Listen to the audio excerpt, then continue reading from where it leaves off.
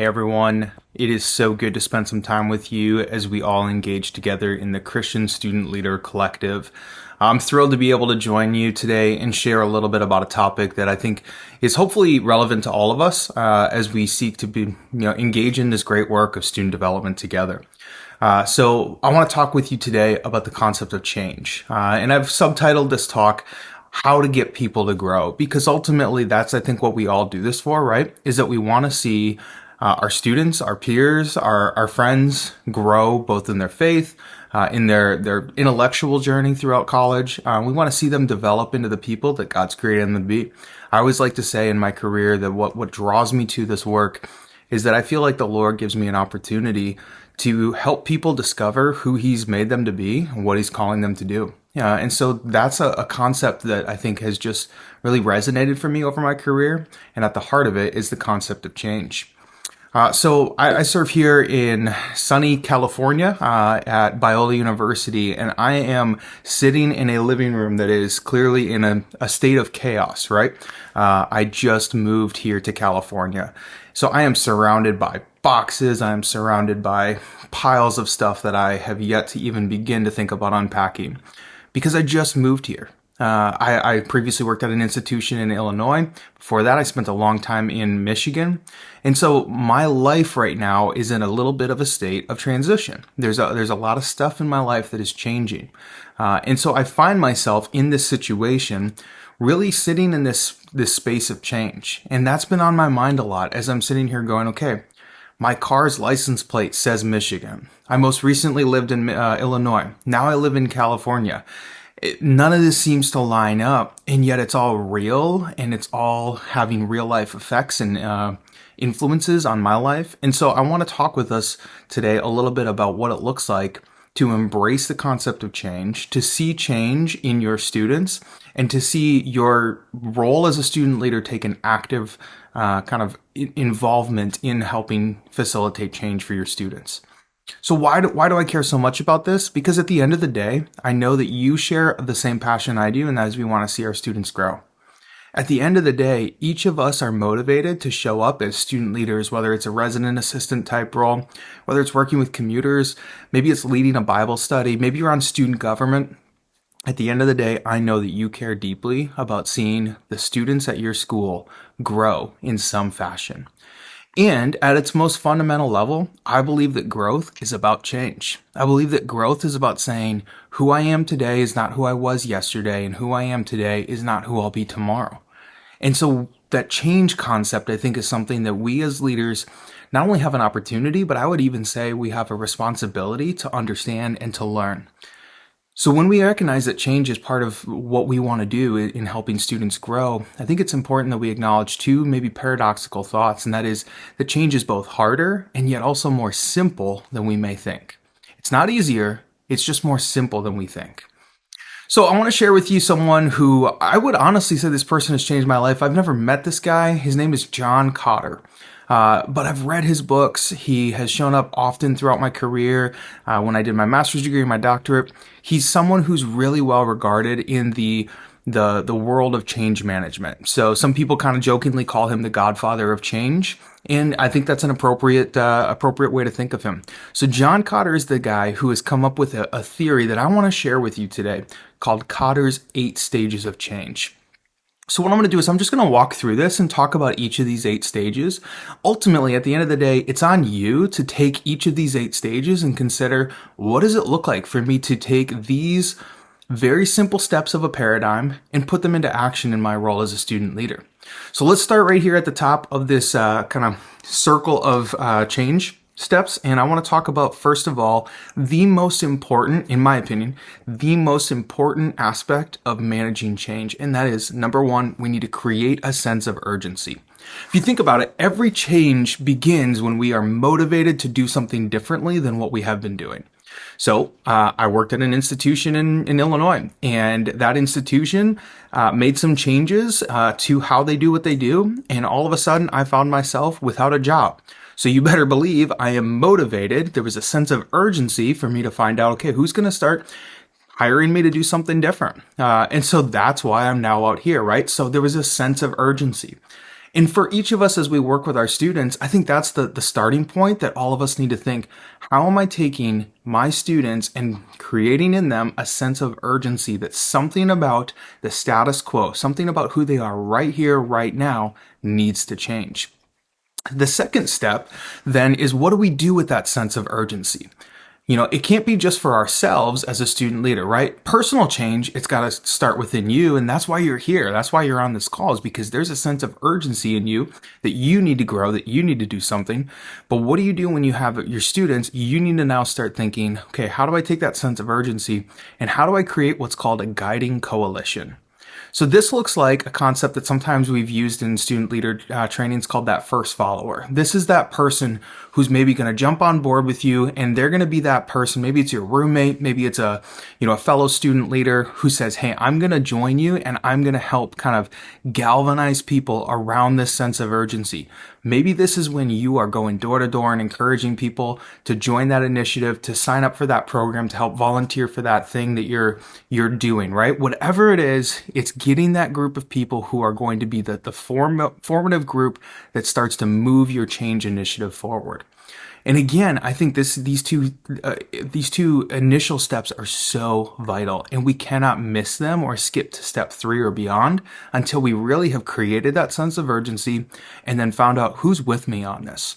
Because then what's important is we move to stage 3, and that is creating a vision for change. And when we create that vision for change, we've got that sense of urgency that what we're doing isn't working. We've got that sense of who's with me and where we're headed with this. Now we need to start pointing and saying, let's figure out what it looks like when we actually deliver on what we're trying to change. So I think Brene Brown is the one who came up with this term, or at least has said it a lot, and it's painting done. How do we paint what done looks like for our students? So what does it look like for you in your role as a student leader to say, hey, this is what change looks like when you get to the end of this process. Here's what's going to look different. And that's creating that vision for change. And step 4 is communicating it. And those are 2 separate steps for a reason. We often think, okay, I've done the hard work. I've thought about what it looks like for my friends, for my section, for my, leadership group that I work with, my Bible study. I know where I want to get them at the end of the year. And now I'm going to start putting into action all of the work. Okay, but have you communicated that? Have you helped each of the people in your guiding coalition say, hey, remember that sense of urgency that you're over here and we need to get you over here? Well, here's where I want to get you, and here's what that's going to look like. You've got to communicate that change. And you've got to communicate what it looks like when you get there. That's stage 4, is communicating the vision. Stage number 5 is a challenging one. And oftentimes I think as student leaders, we put a little too much pressure on ourselves to think that this is a stage that we can't do a whole lot about. And this is stage 5, which is removing obstacles. Removing obstacles is important because at the end of the day, we all know that we have hurdles that we have to get through. We have challenges that we're going to have to push past. But what I want you to remember as a student leader is that ultimately, college is about you.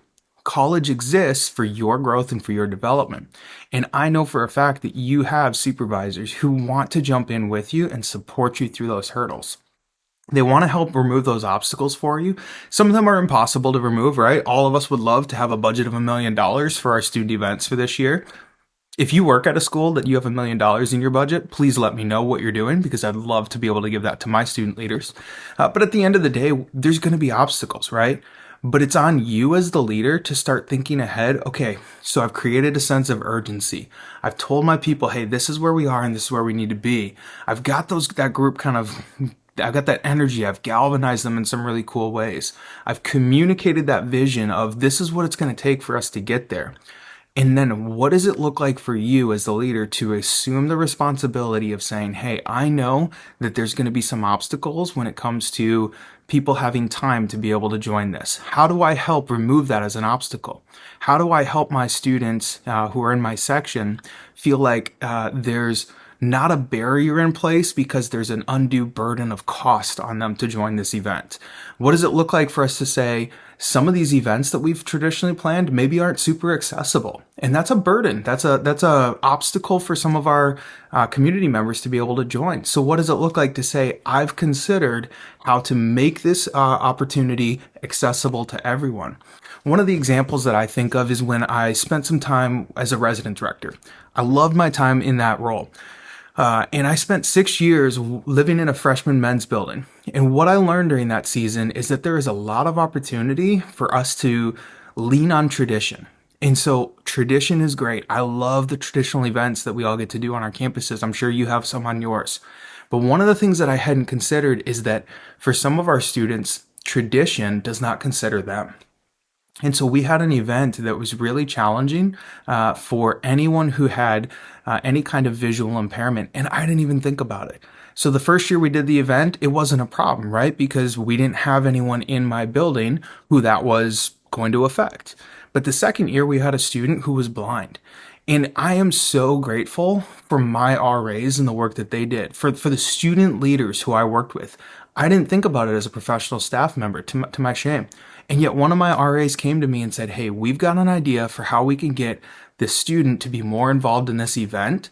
And I'm telling you, the way that student leader thought ahead, removed that obstacle, and made sure that student felt that they could be part of that guiding coalition, Honestly, it gives me chills still thinking about it. And that night when that student had like the crazy moment at the student event where he actually like had the you know what I'm talking about, that moment that everybody cheers for at the end of the movie. That happened, and it was not manufactured. It was so real, but it would not have happened if I didn't have a student leader who wasn't thinking ahead and saying, I've got a vision for how to make sure this student gets to be able to enjoy the change effort just like everyone else, and I'm going to make sure that I do something about that. So that's step number 5. Step number 6 is a pretty important one, but I think it's one that we can often miss, and that is creating short-term wins. So some of the projects that we do are going to be done pretty quickly, right? They're a one-night type event where we get it done, we have fun, but some of them are going to be longer, right? Where we're spending a lot of time. Maybe we're doing a project or a proposal for our campus. Maybe the event itself is like 3 months out. Maybe there's a long process ahead of us. Well, we all know what it's like to lose that sense of motivation. And it's one thing to lose motivation and have to rely on discipline. That's something that all of us have had to figure out in our life.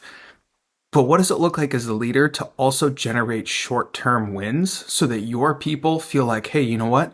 We're not here yet, but along the way, we've had a lot of fun. And there's been these touchstone moments that I just feel like they're a little taste of the success to come. So one of the things that I think about is when I would have my RAs, when I was a resident director, when I would have them come and help me with different events, I always made sure that I was considering what does it look like for me to bring snacks to the prep sessions, right? The weekly meetings. So my wife and I would make cookies in our dorm room. We would have those cookies hot and ready for when my guys got to our staff meeting, because I knew we had to buckle up for 2 hours and we had to figure out all this stuff for this big event. Well, we got to have some calories to push through from 10 o'clock until midnight to be able to get that done, right? So I would make sure we'd have cookies. That's generating a short-term win. Sometimes it looked creative. I had a rule where anyone who came with me to go get the supplies for the barbecue, they got to pick one item from the candy aisle when we were buying the stuff, right? It's small stuff like that that just starts to make people go, okay, there's some excitement, there's some energy for us. I think the challenge for us is being able to say, what does it look like for us to think creatively about that? And how do we make sure that our short-term wins are somehow tied to our long-term goals, and that they feel like, okay, this is generating more energy and getting me more excited for what's to come. As we move on, your next stage that you have to consider, stage number 7, is consolidate improvements. And this is where we start to take and look at this entire situation, this entire plan that we've got, and start thinking, what does it look like for us to refine, fine-tune, to really start to hone in on what is this final project going to look like? We had an event that I did for 5 years in a row when I was a resident director. Every year it got a little bit better. But what was fun for me is that the first night that we would pitch the idea to my staff to the last night when we would actually hold the event, those were 2 separate things, right? Because every single week we were getting together and talking and planning, and we would see more and more improvements, and we would start to make more and more decisions that would get us closer to that vision. And so consolidating improvements, trying to make sure that we're all coming together and seeing what that final project needs to be, what it needs to look like, you as a student leader have an opportunity to do that. And then finally, we get to the 8th step for change. And this is my favorite because it's done. It means we put the changes into practice, right? We implement the changes. So once we create that change, it's going. And for you as a student leader, this is when you have that final opportunity to hang out with your students and do that Bible study. This is when that event goes off without a hitch. This is when you maybe get that proposal approved through the student government process. Whatever it looks like for you, this is when you've seen that change actually go into action. But in addition to the project aspect, right? If we dial this back, I think there's this level of change that we want to be seeing internally for each of us as well. I like to talk with my staff often about a concept called Heddler's Dimensions of Wellness. And anyone who's ever worked with me has heard me talk about this, but basically it's the concept that every single day, each of us are formed subconsciously and consciously in 6 primary ways. And so each of these domains serve as an area in which we develop and grow. The first domain is physical, right? So every day we get up, we do something physical. We brush our teeth, we eat some food. Those are things that we do that move our domain of wellness and physical wellness forward every day. So you have physical, you have social, you have spiritual, you have emotional, you have intellectual, and you have vocational. And together, those six domains are all areas in which we are growing every single day.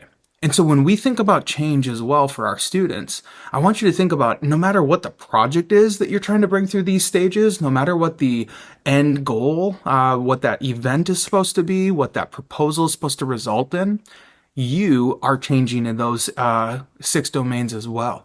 And how does it matter, or what does it look like for you as a student leader to take this six domains and think about how you're moving through all 8 stages of change in those every single day?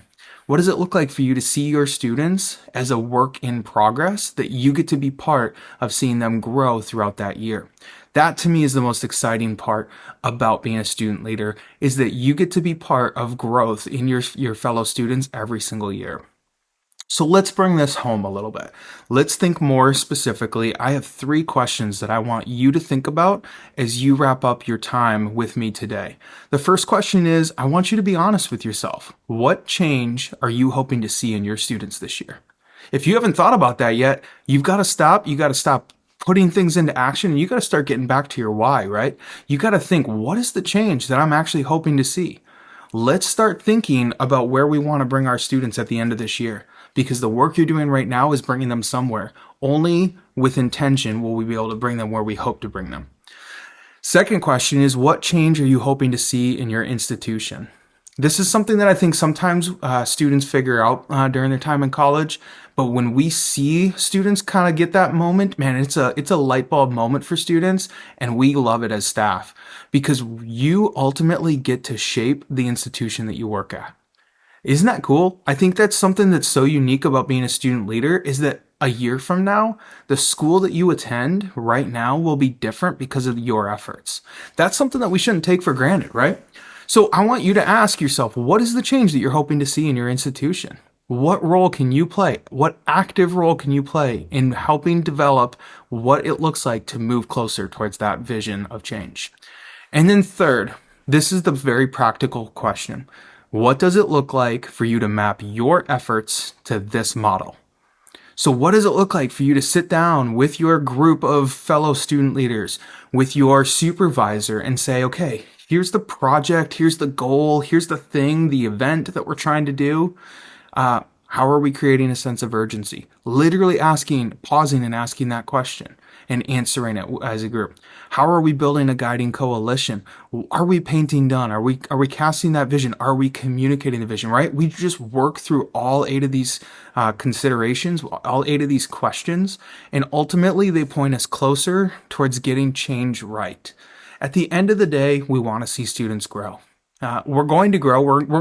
Let me put it this way. We're going to change no matter what. But I hope that change is positive, which means we get to call it growth if we've been intentional, if we've been focused, and if we've been deliberate about what it looks like to practice the responsibility of change management. I am a huge fan of you as a student leader. Maybe I've met you, maybe I've not, but I would love to be a resource for you. I'd love to be a cheerleader for you. I know how hard this role is. I served in a number of different student leader roles during my time in college, and I honestly would not be in this position, this job that I get to do every single day, if it hadn't been for my time serving as a small group leader, serving as an RA, serving in the advancement team, the admissions team. I spent so much time as a student leader, and it's formed me as a young professional. And so I want to be a resource for you as you think about what it looks like to develop change, to develop growth in your students. Please invite me into that this year. My email is mark.muha@biola.edu. I would love to be in touch. And if you have questions about a specific change initiative that you're going through, some sort of a problem that you maybe want to get some advice on, maybe you just want to tell me how much you've enjoyed the opportunity to grow as a student leader this year, whatever it is. I'd love to get to know you. And thank you so much for your time today, and I really hope that you enjoy the opportunity and the responsibility that you are called into to serve as a change agent on your campus this year. Thank you.